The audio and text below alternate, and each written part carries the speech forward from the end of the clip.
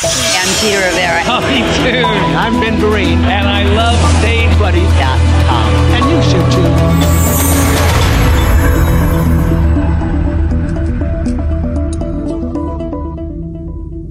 We are here with Eric Comstock and the fabulous Barbara Fasano, and they are nominated for a MAC Award for Best Duo or Group. So how are you doing? We're great. We're great. Thank you, Tim. We're great, and we're very happy to be here. Well, I'm very happy that you are here, and congratulations on the nomination. Thanks. Thank you very much. This is like old hat for you. You had how many MAC Awards between the two of you? Quite a few. We've won the Duo Award several times in the past, and then we've been blessed enough to be nominated many times, and also I've won as a vocalist and as a recording artist, and yeah, so we love the MAC Awards. It's always a fun night. Always look forward to the award season. Isn't it? It's like a family reunion. Everybody gets together. Yes, it's so great. wonderful. It's great. And as the years pass and new people come in and you see all the new wonderful talent, it's very exciting. Exactly. And also been asked to present, which is an honor. Oh, very cool. Thank you, Lenny Watts. And also, Eric, congratulations. You just recently received another award, a bistro. Did win a bistro, my second bistro. She's one up on me on bistros. But it was a fun night also. Now the two of you are married. Yes. So you live together, you work together, you create together. How does that go? Talk about that for a second. Tell the people what it's like. Well, we married before we ever thought really of working together. Oh, really? You know that. We met long before we ever dated, like 6 years. We can thank David Kenny from WBAI for that, because he did an event where we were both on the bill, and then we didn't date for 6 years, and then our first date was sensational, and we married less than a year later. But not a thought. I mean, I'm a pianist, so I played for Barbara at a party every now and then, but there was no thought. It was a year into our marriage that we were actually invited to work together at the Colony in Palm Beach. Oh my goodness!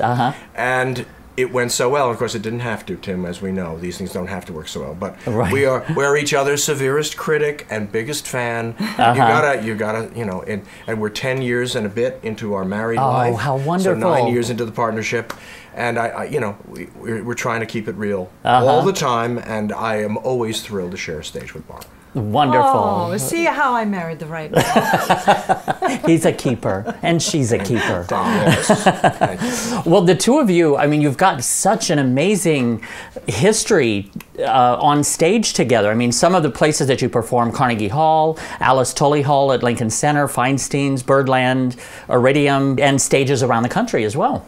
Yes, and we played at Crazy Coq's last year in Piccadilly, and that was a joy also to work over there. So yes, we're very fortunate. We stay on the road quite a bit, and we work in a lot of great rooms in New York, and people follow us from Cafe Sabarsky to God bless it, the Algonquin. Well, now you've also been on CBS and CNN and NPR's Weekend Edition, among other. Fresh Air. Very lucky that we've done a lot of that kind of thing, and thank God there's still that NPR and WNYC and all these places, you know, and David Kenny at WBAI still care about jazz and the songbook, because we're very passionate about that. Very important to keep it going, and as I said the other night at the Bistro Awards, we always feel it's very important to work with jazz musicians, because it keeps us honest, it keeps us loose, and we learn so much from jazz musicians. Absolutely. Barbara's new record is with all world-class jazz musicians. Yeah, I've got a new CD coming out. It's called Busy Being Free. Oh, nice. Yeah, thank you. And it's a collection of material from Joni Mitchell and Jimmy Webb to Berlin and Schwartz and Dietz and Rodgers and Hammerstein, Rodgers and Hart, Alec Wilder. John DiMartino is my producer and arranger, and we have an extraordinary band of just the greatest musicians. And Warren Vacher is on the record, and Vince Cherico, and just beautiful Paul Myers on guitar. Anyway, just a great band, you know, just a dream band. But as Eric said, you know, what really matters, I think, is just to always try to keep learning. You know, I just feel very much like a student, you know, constantly wanting to learn more and learn more. And it's like when I was a kid and I used to play tennis very badly. You know, you'd play with people that were much better than you, and then you'd learn a little bit from them. And I think it's the same way, you know, with music. You work work with musicians who are superb, and you just learn. You see the way they work. You see the way they get involved with the music, and just their approach. It's so important to see that kind of focus and to see that connection.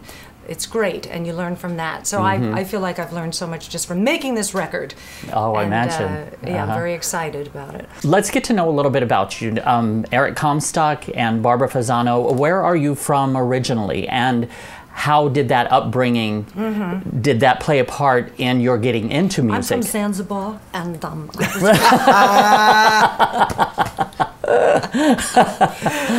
no, not really. James Cagney, right?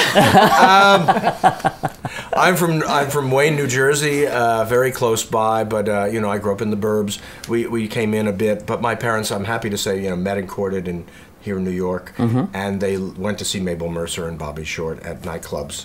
Oh, wow. When they were really affordable, and they had those records, and so there's no question that playing that stereo helped me find my life's work, and Barbara's story is kind of the same. Yeah, I mean, thank God. My father was a huge jazz fan, and so growing up, and a wonderful amateur singer, he just loved to sing. So I grew up in a house full of music, and he had a collection of all the greats, and from the time I was really little, I loved words, and he would teach me these songs, and I would sing with him. So it was something that I just always wanted to do from the time I was a little kid. And then I had older siblings who were listening to singer-songwriters. So my connection to the music was always a mix of, Ella Fitzgerald and Simon and Garfunkel. Nice. It was always nice. So the story was always the most important thing. Telling that story. And I feel very lucky because, where do kids get it if they don't get it from the home? I agree. So you both grew up in supportive environments. Oh, that's wonderful. Houses filled with music. Now, how did you get into cabaret? Was there like a defining moment that somehow pointed you in that direction? Well, I did act in high school shows, and I really preferred to, in musicals, I would play the piano at rehearsals when I wasn't on stage, and it showed fairly early that I was not going to be an actor. And I loved singing. I loved singing before I played the piano, and then my parents wonderfully got me lessons. But no, it was fairly clear that I considered for a while being like a conductor and maybe doing productions, conducting orchestras and all that. But pretty soon I figured out that I loved singing. I loved putting over the song. Even if I didn't have a trained voice, I had enough to put it across the way Fred Astaire or Bobby Short did. So that there was no question about what I was going to do. Once I was in my mid-college years, I guess, I thought, this has got to be it. Yeah. And Barbara? For me, there was never a question. It was just, what I wanted to do. And I was a theater major in college, and then when I moved into New York, I was very lucky, and a friend of mine connected me up with a terrific voice teacher named Harry Garland, and I started studying with Harry. And then a few years after that, I started working with the great Andrea Green and Joan Lader. So I had wonderful teachers, and was very passionate about the voice, and really wanted to train it, to last a long time, and to be able to do with it what I wanted to do. And just sort of found my way into the club scene, and just started working a little bit here and there. Rick Jensen was my first musical director, and we had a collaboration that was just so beautiful, and he's my dearest friend to this day. And our first couple of records that we made together, I'm still very proud of. But I think for me, as with Eric, there was really never a question. I never wanted to be a nurse or or anything like that. A nun, yes. There was a period of time when I did want to be a nun. That comes as something of a shock, dear. Okay, we got that on film. It was all because of Audrey Hepburn and the nun story. But other than that, even she didn't stick with it. Now, do you have any funny stories? Or I do have one story that I often tell because it's so outrageous and ridiculous. My favorite kind. Yes, this is perfect. You asked for it. one of the first performances that Eric and I did together out of town was at a wonderful concert hall in St. Louis called the Sheldon. And one of the evenings, I decided to change up my costume and my gown, and I decided that in the second act I was going to wear a shorter dress. I usually dress in a full length, especially in a concert hall. So after the show, we did the meet and greet in the audience, and of course people come up and they're so lovely, and you know, I enjoyed your performance so much. How nice. And this one gentleman came over to me. He was very grave, you know. He came up to me and he just, you know, stood dead center right in front of me and said, "You were just wonderful, but I have to tell you." And I'm thinking, oh, no, he's going to tell me something. I've changed his life, you know, with my music, something I sang. He said, "I have to tell you, you must never wear a short dress. You do not have the legs for it."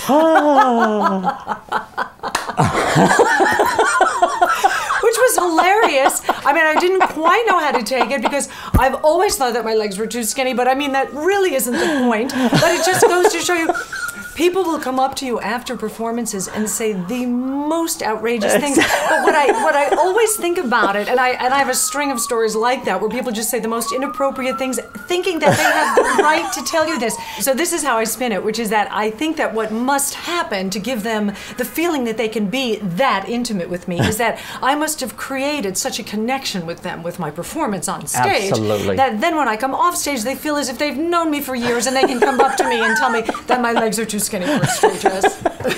Well, Barbara, you're sitting here in a shorter dress, and I must say your legs are fabulous. I agree. Thank you. Take that. Well, now, just one last question. Do you have any words of advice or wisdom to someone that is considering getting into the cabaret world? You know, music is a beautiful thing. It is a powerful and beautiful thing to put in the world. And I just think that anybody who is compelled to express himself or herself through song should just trust that. And trust the desire to connect through the music, to the music, and let that be your guiding force. I think that's always the trick with any kind of creative field, is that sometimes you get thrown off balance because you forget why you're doing it, you know, and it gets very muddy sometimes. But even for us, and you know, for me personally, it's essential to keep coming back to the music. You know, that is what it's about. You just keep coming back to the music and the songs and what they say to you and what you want to share with everyone else. Absolutely. Yeah. That is some wonderful advice from some very seasoned performers. So Eric Comstock and Barbara Fasano, thank you so much for taking a few minutes. We really appreciate this. Thank you, Tim. Thank you so much.